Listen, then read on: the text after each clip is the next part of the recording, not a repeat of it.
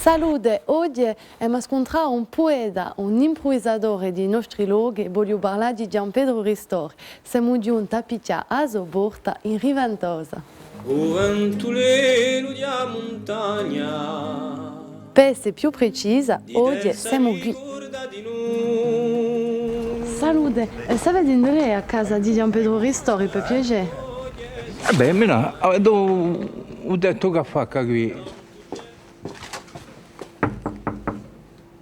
Yay!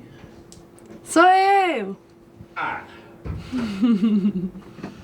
Poi, Oh Gianpedro! oh Diana! Come andiamo? Vabbè tu! Vabbè, lo sempre! Sicura? E mi parla appena! Piacere per me!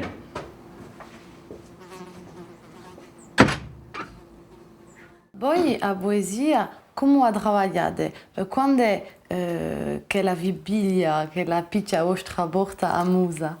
Bene, l'estro è bene così, può bene da non importare che. Qualcosa di vita corrente, un personaggio grosso, un animale, un lupo, una casa, un campanile, un fiumicello, un vecchio ponte, e poi giungo a casa mia e nasce.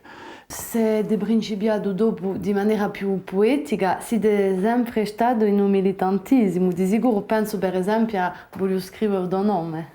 Ma tanto erano tutte cose proprio poesie ingaggiate, proprio militanti. C'era stata Liria, Vastilica, tutti questi affari qui, si parlava di tutti questi affari qui.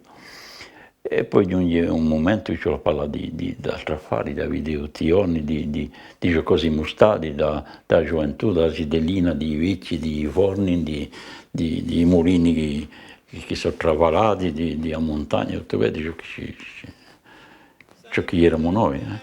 Fatto di chi l'arbori di la foresta a voi drincano fiori. È un bel paese, tutti i paesi sono belli. Queste montagne qui o Gianpedro conoscete bene? Conosco passo a passo, a piede. Qui è il luogo più alto del paese, si chiama Cornacchiura, il luogo è Cornacchio.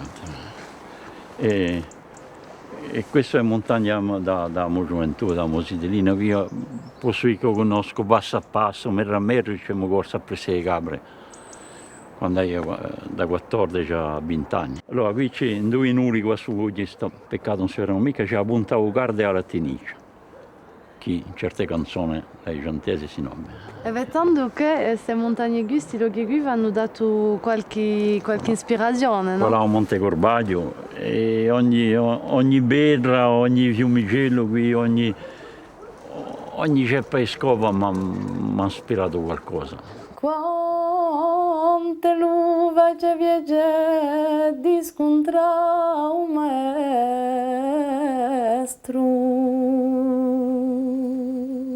basteria poter improvvisare strabulerebbe. La sorte è proprio strana e mi è giunta una sidella. L'hanno chiamata Diana perché l'era più bella. Oh Gianpedro, c'è ma licenzia così? A presto! Ci licenziamo, allora a presto, piacere è stato mio. A ringraziarvi. E ritrovarci in altre scene, spero. Ciao! Ciao.